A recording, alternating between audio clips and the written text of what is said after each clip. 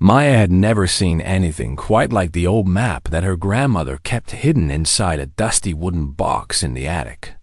She discovered it on a rainy afternoon when she was searching for old photographs to use in a school project. And the moment her fingers touched the yellowed paper, she knew that something extraordinary was about to happen in her life. Her grandmother, whom everyone called Nana Rose, was a woman of many secrets, and Maya had always suspected that the elderly woman had lived a far more exciting life than she ever talked about.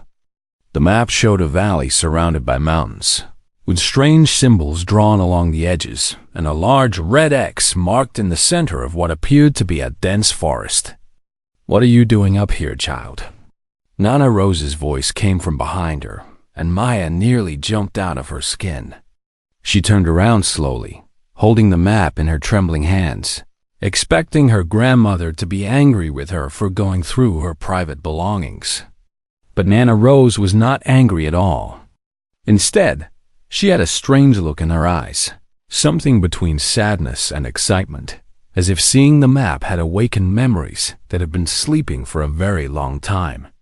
"I suppose it's time you knew the truth," the old woman said, walking slowly across the creaky attic floor and sitting down on an old trunk that had been in the family for generations. Maya sat down cross-legged on the dusty floor, the map spread out before her, waiting with wide eyes for her grandmother to begin the story. "That map leads to a place called the Hidden Valley," Nana Rose began, her voice taking on a dreamy quality that Maya had never heard before. "And it is a place that very few people in this world know about. According to the story that Nana Rose told, the Hidden Valley was discovered by their ancestors over 200 years ago, when a young explorer named Thomas Reed got lost in the mountains during a terrible snowstorm. Thomas had wandered for days, nearly dying from the cold and hunger, when he stumbled upon a narrow passage between two massive rocks that seemed to lead nowhere. But something told him to keep going, some inner voice that whispered to him that safety lay ahead. And so he pushed forward through the darkness until he emerged into the most beautiful place he had ever seen. The valley was warm, despite the snow that covered the mountains around it, and it was filled with plants and flowers that Thomas had never encountered in all his travels. There were trees that bore fruit in every color of the rainbow, and streams that sparkled like liquid silver under a sun that seemed brighter and warmer than anywhere else on Earth.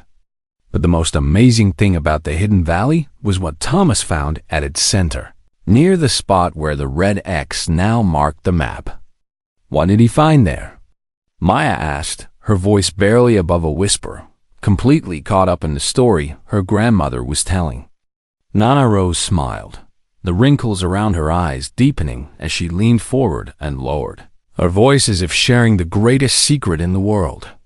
He found a community of people who had lived there for thousands of years, hidden from the rest of the world, keeping ancient knowledge and treasures safe from those who would misuse them. These people, the old woman explained, were the guardians of something precious, something that had the power to change the world if it ever fell into the wrong hands. Thomas Reed had stayed with them for many months, learning their ways and earning their trust, until finally they shared with him the location of their greatest treasure. But when Thomas eventually returned to the outside world, he made a solemn promise never to reveal the valley's location to anyone, except those who could be trusted to protect its secrets. He created the map as a way to ensure that the knowledge would not be lost, but he hid it well and passed it down through his family with strict instructions. Only someone with a pure heart and a brave spirit would be worthy of finding the Hidden Valley, and only when the time was right would the map reveal its true purpose. "But why are you telling me this now?" Maya asked, looking up at her grandmother with confusion and excitement mixing together in her chest. "Because, my dear child, the time has come," Nana Rose replied, reaching out to take Maya's hand in her wrinkled fingers. "And you are the one the valley has been waiting for." Maya could hardly believe what she was hearing. How could she, an ordinary 12-year-old girl who had never done anything special in her life, Be chosen for such an important mission? But as she looked down at the map in her hands, she noticed something strange happening to it. The symbols along the edges were beginning to glow with a soft golden light, and the lines that marked the mountains and rivers seemed to shift and move like living things. It recognizes you, Nana Rose said, her voice filled with wonder and pride. Just as I always knew it would. She explained that every generation, one member of the family was chosen by the map itself to make the journey to the hidden valley. Maya's own mother had not been chosen, nor had her aunt or uncle, and Nana Rose had begun to worry that the line would be broken forever. But what am I supposed to do there? Maya asked, still struggling to understand why she of all people had been selected. That, my child, is something you must discover for yourself, her grandmother answered, standing up slowly and walking toward the attic stairs. But I can tell you this much. She paused at the top of the stairs and looked back at Maya with an expression that was both serious and loving. The guardians of the hidden valley have sent word that danger is coming, a threat unlike anything they have faced in thousands of years. Someone out there has learned of the valley's existence, and they will stop at nothing to find it and steal the treasure that has been protected for so long. Maya felt a chill run down her spine despite the warm summer air that filled the attic, and she suddenly understood why this responsibility had fallen to her. You must find the valley before they do, Nana Rose continued, and you must warn the guardians so they can prepare for what is coming. But how will I get there? And what about school? And what will Mom and Dad say? Maya blurted out, her mind racing with 1,000 practical concerns. Her grandmother simply smiled that mysterious smile of hers and gestured for Maya to follow her downstairs. Everything has been arranged, my dear. Your parents think you are going to summer camp, and by the time they realize the truth, you will already be safely in the valley. Maya knew that she should probably feel frightened or overwhelmed by everything that was happening, but instead she felt a strange sense of excitement building inside her. This was the adventure she had always dreamed of, the chance to do something truly meaningful with her life, and she was not going to let fear stand in her way. She carefully folded the map and tucked it into her pocket, feeling its warmth against her leg like a promise of things to come. Tomorrow, her journey would begin, and nothing would ever be the same again. The bus dropped Maya off at the edge of a small mountain village, just as the sun was beginning to set behind the peaks. She had been traveling for almost 2 days, following the instructions that her grandmother had written out for her on a piece of paper, and now she finally stood at the starting point of her real journey. The village was called Pine Creek, and it was so small that Maya could count all the buildings on her fingers. There was a general store, a tiny church, a few houses scattered along the main road, and a lodge that served as both a hotel and a restaurant. According to Nana Rose's notes, Maya was supposed to meet someone here who would guide her through the mountains to the entrance of the hidden valley. But as she looked around at the quiet, almost empty streets, she wondered how she was supposed to find this mysterious guide. The answer came sooner than she expected when a boy about her age came walking out of the general store, carrying a heavy backpack and a walking stick. He had dark curly hair, bright green eyes, and a face covered with freckles, and he walked straight up to Maya as if he had been expecting her all along. "You must be the one the map chose," he said, looking her up and down with a curious expression that was not unfriendly. "My name is Leo, and I will be your guide." Maya was surprised to find that her guide was just a kid like herself. But something about the confident way Leo carried himself told her that he knew exactly what he was doing. "How did you know who I was?" she asked, following him as he started walking toward the edge of the village. "The guardians sent word that you would be coming," Leo explained, not slowing his pace even a little bit. "And besides, you have the look of someone who has seen the map glow for the first time." He glanced back at her with a grin that made his freckles dance across his cheeks. "It changes something in a person's eyes, that golden light. Once you have seen it, You can never quite go back to the way you were before." They walked in silence for a while, leaving the village behind and entering a forest of tall pine trees that seemed to stretch on forever. The path was narrow and winding, climbing steadily upward through the growing darkness, and Maya was grateful that Leo seemed to know every twist and turn by heart. "Have you always lived in the village?" she asked when they finally stopped to rest by a small stream. Leo shook his head, sitting down on a large rock and pulling a water bottle from his pack. "I was born in the Hidden Valley," he said. "But when I was 7 years old, I was sent to live in the outside world so I could learn about modern life and technology." He explained that the Guardians had realized long ago that they needed to understand the world beyond their valley if they were going to protect their secrets from it.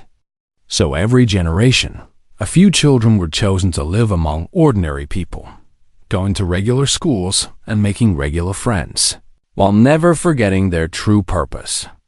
"That must have been hard," Maya said, trying to imagine what it would be like to leave your home and family at such a young age.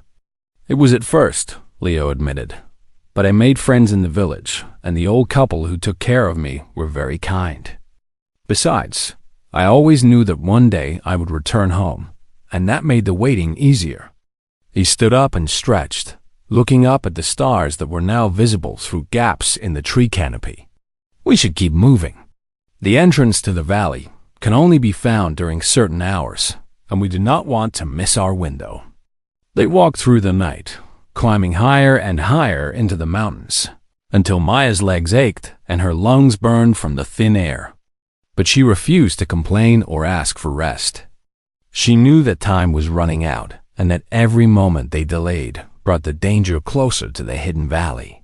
Finally, just as the first light of dawn was beginning to paint the sky in shades of pink and gold, they reached a place where two enormous rocks stood like ancient guardians blocking the path. "This is it," Leo whispered, his voice filled with a reverence that told Maya this place was sacred to him. "This is the entrance that Thomas Reed discovered all those years ago." Maya looked at the narrow gap between the rocks, which was barely wide enough for a person to squeeze through, and felt a flutter of nervousness in her stomach. "What if I am not really the right person?" she asked, suddenly doubting herself and everything that had led her to this moment. What if the map made a mistake? Leo turned to face her, and his expression was more serious than she had yet seen it. "The map never makes mistakes, Maya. It has been choosing guardians for over 200 years, and it has never been wrong." He put a hand on her shoulder, and she could feel the warmth of his friendship and encouragement flowing through his touch. "Whatever you are about to face in there, you were born to face it. That is what it means to be chosen." Taking a deep breath, Maya stepped forward and squeezed herself into the gap between the rocks, feeling the cold stone pressing against her on both sides. For a moment, she was surrounded by complete darkness, and she fought against the panic that rose in her chest like a wild animal trying to escape. But then she saw a light ahead, a warm golden glow that reminded her of the way the map had shone in her grandmother's attic, and she pushed forward with renewed determination. When she finally emerged on the other side, she had to stop and stare in amazement at what lay before her. The Hidden Valley was more beautiful than anything she could have imagined, even more wonderful than Nana Rose's descriptions had suggested. Green hills rolled gently toward a crystal-clear lake that reflected the morning sky like a perfect mirror. Trees heavy with fruit-lined paths of smooth white stone, and flowers of every color imaginable swayed in a breeze that was somehow both warm and refreshing at the same time. In the distance, she could see buildings made of the same white stone, with tall towers and arched windows that gleamed in the sunlight. And everywhere she looked, there were people going about their daily lives, farming and building and laughing and playing, just like people anywhere in the world. "Welcome home," Leo said, stepping out of the passage to stand beside her. "Welcome to the place our ancestors have protected for thousands of years." Maya felt tears prickling at the corners of her eyes, though she could not have said whether they were tears of joy or relief or something else entirely. All she knew was that she had found something she had been searching for her whole life without even knowing it. She had found a place where she truly belonged. But even as happiness filled her heart, she remembered why she had come and what was at stake. Somewhere out there in the world she had left behind, enemies were searching for this paradise, and they would destroy everything if they found it. She turned to Leo with determination blazing in her eyes. "Take me to the Guardians," she said. "We have work to do." The Council of Guardians met in a great hall at the center of the valley, inside a building that was older than any structure Maya had ever seen. The walls were covered with paintings that told the history of the valley, from its earliest days when the first settlers arrived fleeing from wars in the outside world, through centuries of peaceful isolation, up to the present moment. 7 elders sat in a semicircle of carved wooden chairs, their faces weathered by time, but their eyes sharp and alert as they watched Maya approach. Leo had explained on the way that the council was made up of the wisest and most experienced guardians, each one responsible for protecting a different aspect of the valley's secrets. There was the Keeper of Knowledge, who maintained the ancient libraries and taught the young people everything they needed to know. There was the Keeper of the Land, who made sure the valley remained fertile and beautiful through careful management of its resources. There was the Keeper of the Gates, who monitored the few entrances to the valley and watched for any signs of intrusion. And there were 4 others, each with their own important duties that kept the community running smoothly and safely. "Come forward, child," said the eldest of them all, a woman with silver hair that fell past her shoulders and a voice that was both gentle and commanding. "We've been waiting for you." Maya walked to the center of the hall, suddenly very aware of how small and young she must look compared to these ancient guardians. But she stood up straight and lifted her chin, remembering Leo's words about being chosen for a reason.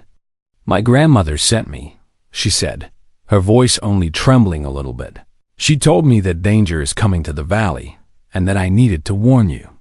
The elders exchanged glances with each other, and Maya saw worry and fear in their eyes, emotions she had not expected to see on faces so wise and experienced. "We know of the danger," the silver-haired woman replied, rising from her chair and walking slowly toward Maya. "We have known for some time that this day would come." She introduced herself as Elder Sage, the head of the council and the keeper of the most important secret of all. "Tell me, child, do you know what treasure we protect here in the Hidden Valley?" Maya shook her head. Her grandmother had mentioned a treasure, but had never explained what it actually was. "Then let me show you," Elder Sage said, beckoning for Maya to follow her through a door at the back of the great hall. They walked down a long corridor lined with torches that burned with a strange blue flame, and Maya felt the air growing cooler and more charged with energy as they went deeper into the earth. Finally, they came to a massive door made of some kind of shining metal, covered with symbols that looked similar to the ones on Maya's map. Elder Sage placed her hand on the door and spoke words in a language Maya did not understand, and the symbols began to glow just as the map had done. The door swung open silently, revealing a chamber filled with the most incredible golden light. In the center of the chamber, floating in midair without any visible support, was a crystal about the size of Maya's fist. It pulsed with inner light, sending waves of warmth and peace washing over Maya like gentle ocean waves. "This is the heart of the earth," Elder Sage whispered, her voice filled with reverence.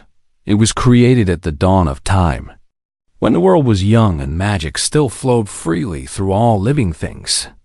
She explained that the crystal contained the essence of the planet itself, a concentrated form of the energy that made plants grow and rivers flow and seasons change.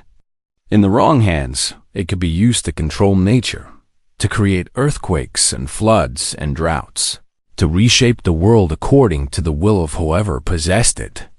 "For thousands of years, we have kept it safe," Elder Sage continued, "hidden away from those who would use its power for destruction and domination. But now someone has discovered that it exists."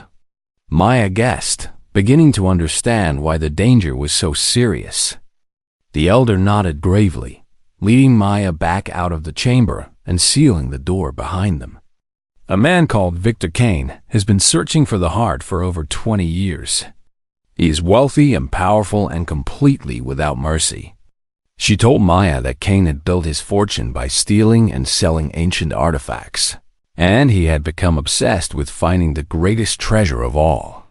Over the years, he had gathered clues and hints, following legends and myths around the world, until finally he had pieced together enough information to know that the hidden valley was real. Our scouts have reported that his agents are already in the mountains. Another elder spoke up, a tall man with a stern face. They are searching every valley and cave, getting closer every day. But the entrance is hidden, Maya protested. Surely they cannot find it without the map. Kane has resources we cannot imagine, Elder Sage replied sadly. Technology and equipment that can scan the earth and find things that have been hidden for centuries. It is only a matter of time before they discover the passage between the rocks. And when they do, they will come with weapons and soldiers, and nothing will stop them. Maya felt her heart sinking as she realized the hopelessness of the situation. How could a small community of peaceful guardians defend themselves against a man with unlimited money and modern weapons? But then she remembered something her grandmother had told her, something about Maya being able to help in a way no one else could. My grandmother said I was chosen for a reason, she said slowly, an idea beginning to form in her mind. She said the map would not have glowed for me if I was not meant to do something important. Elder Sage looked at her with new interest, hope beginning to flicker in her ancient eyes. What are you thinking, child? The map chose me because I know the outside world, Maya explained, her thoughts coming faster now. I understand how people like Victor Kane think, and I know things about modern life that you do not. She turned to face all the elders, her fear fading as a sense of purpose took its place. You have protected the heart for thousands of years by hiding it, but maybe that is not enough anymore. Maybe now you need to fight back, and I can help you figure out how. The council members began talking among themselves, some looking doubtful and others looking hopeful, while Maya waited anxiously to hear their decision. Finally, Elder Sage raised her hand for silence and turned back to Maya with a small smile on her weathered face. Very well, young guardian. Tell us your plan, and we will listen with open minds. Maya took a deep breath, knowing that what she said next might determine the fate of everything and everyone in the hidden valley. She only hoped she was smart enough and brave enough to be worthy of the trust they were placing in her.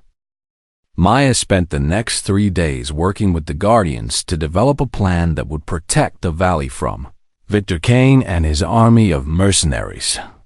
At first, some of the elders had been skeptical about taking advice from a 12-year-old girl.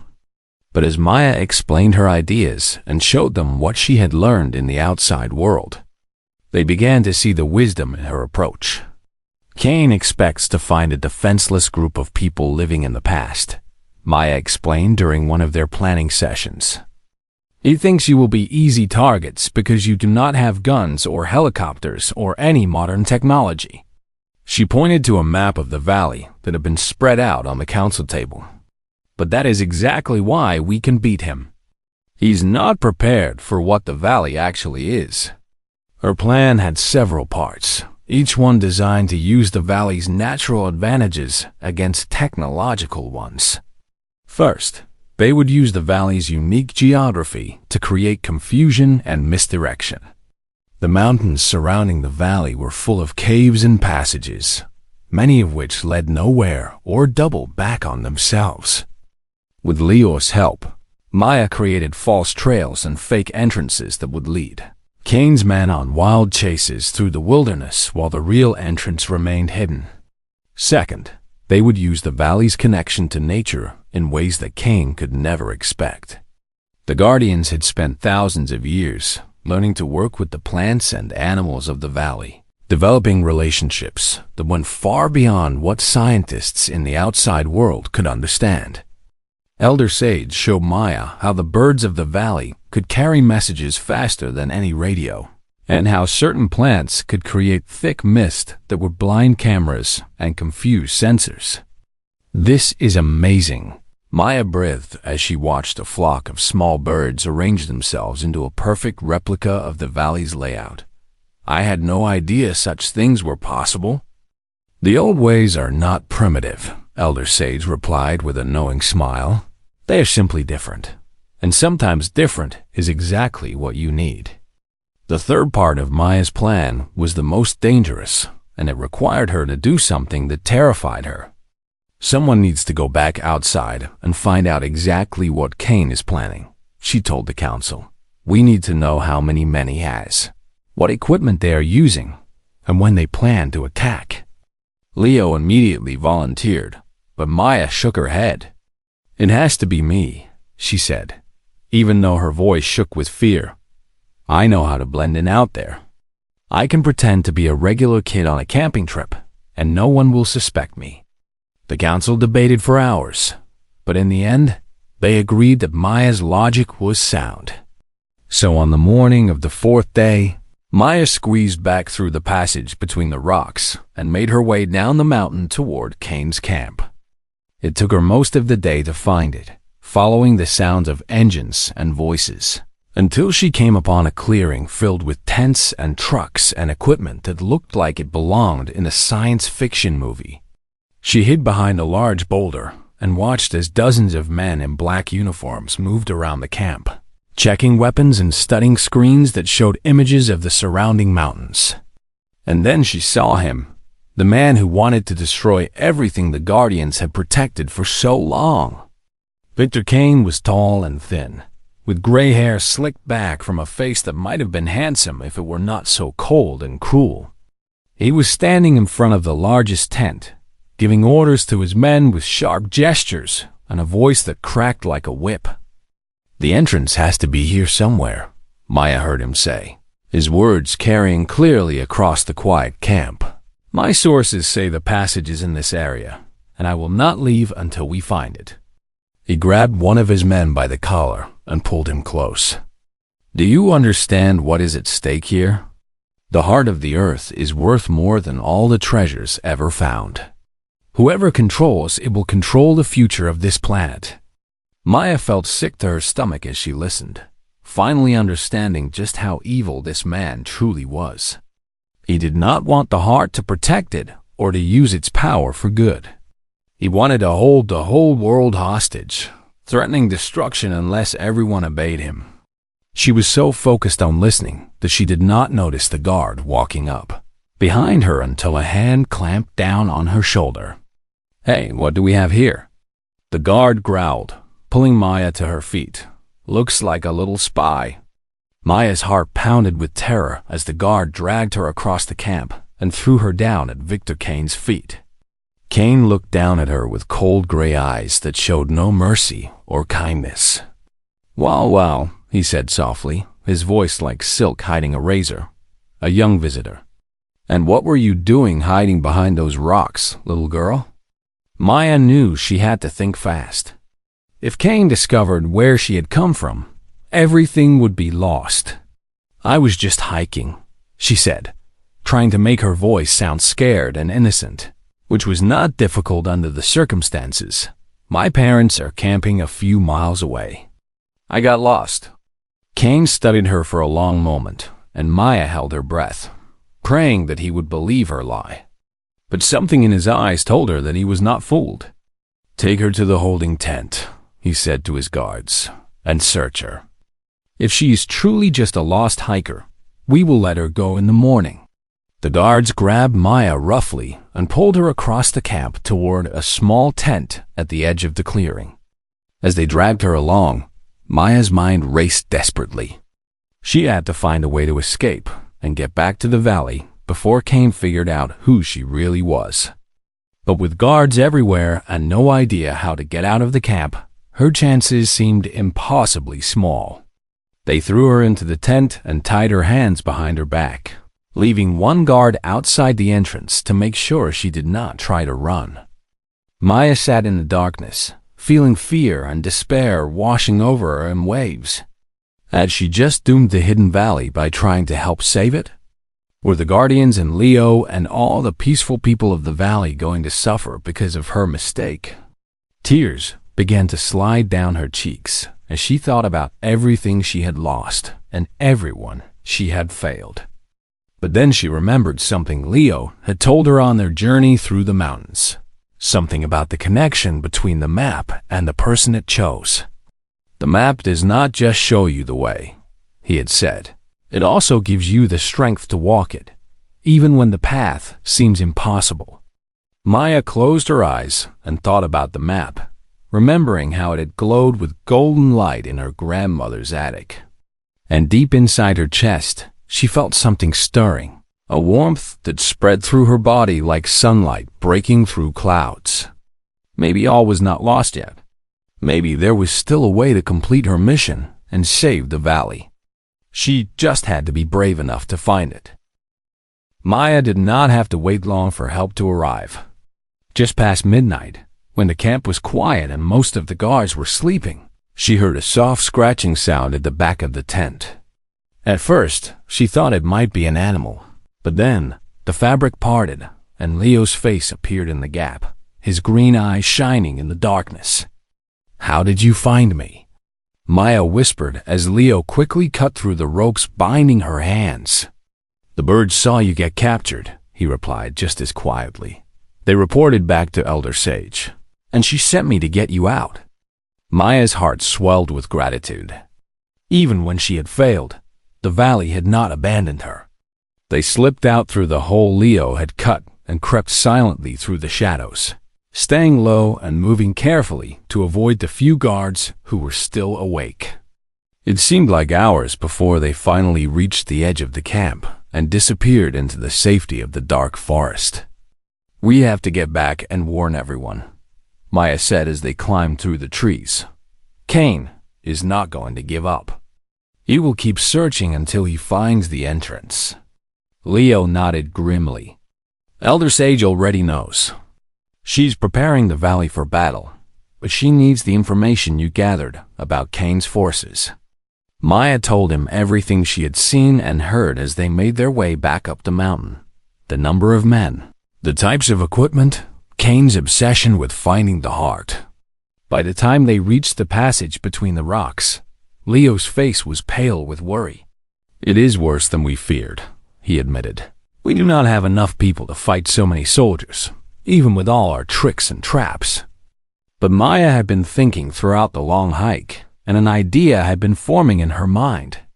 "We do not need to fight them," she said slowly. "We just need to convince Kane that fighting is not worth the cost." She explained her new plan as they walked through the passage and emerged into the valley, where the first light of dawn was painting the sky in colors more beautiful than any painting. Elder Sage met them at the edge of the village, her face lined with worry, but her eyes still sharp and determined. "You are safe," she said, pulling Maya into an unexpected hug. "When the birds told us you had been captured, we feared the worst." Maya quickly shared her plan with the elder, watching as the old woman's expression shifted from doubt to interest to something that looked almost like hope. "It is risky," Elder Sage said when Maya had finished, "but it might just work. You truly do have the spirit of a guardian, young one." The next few hours were a blur of activity as everyone in the valley worked together to prepare for what was coming. Maya's plan depended on making Kane believe that the heart was something other than what it really was, and that meant creating an elaborate performance unlike anything the valley had ever attempted. By noon, everything was ready, and they waited nervously for Kane's inevitable arrival. They did not have to wait long. The scouts reported that Kane's men had finally discovered the true entrance, and within an hour, the first soldiers came pouring through the passage with their weapons raised. But instead of finding a peaceful village full of defenseless people, they found themselves surrounded by a swirling mist that seemed to have a mind of its own. Strange lights flickered through the fog, and voices whispered from every direction, speaking words in an ancient language that made the soldiers stop in their tracks. What is this? Kane shouted, pushing his way through his confused men to the front of the group. Where are the people who live here? Maya stepped out of the mist, her face calm despite the terror she felt inside, and she spoke in a voice that carried across the valley. Welcome, Victor Kane. We have been expecting you. Kane stared at her, recognizing the girl his guards had captured the night before. You, how did you get here before me? Who are you? I am the guardian of the heart, Maya replied, lifting her chin and meeting his cold eyes without flinching. And I am here to give you one chance to leave peacefully. Kane laughed, a harsh sound that had no humor in it. Leave? Why would I leave when I am finally so close to having everything I ever wanted? Maya smiled, a knowing smile that she had practiced in front of Elder Sage until it looked completely natural. Because the heart is not what you think it is, Victor Kane. It is not a weapon to be used, but a test to be passed. She gestured to the mist around them, which began to glow with a soft golden light. The heart chooses those who are worthy to wield its power, and it destroys those who are not. Do you really think you would survive its judgment? As if on cue, the ground began to shake and the light grew brighter, and Kane's soldiers started backing away in fear. It was all an illusion, of course, created by the Guardians using their ancient knowledge of the land and the plants that grew there. But Kane did not know that.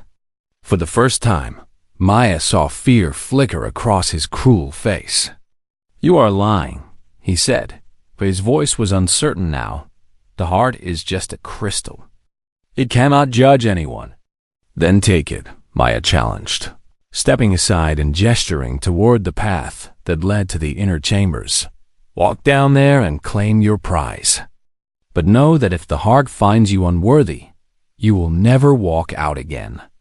The light pulsed brighter, and a sound like distant thunder rolled across the valley. Kane stood frozen, his greed warring with his fear, as his soldiers continued to retreat toward the passage. Finally, with a snarl of frustrated rage, he turned and pushed through his men toward the exit. This is not over, he shouted back at Maya. I will find another way to get what I want. But Maya could see the defeat in his eyes, and she knew that he would never return.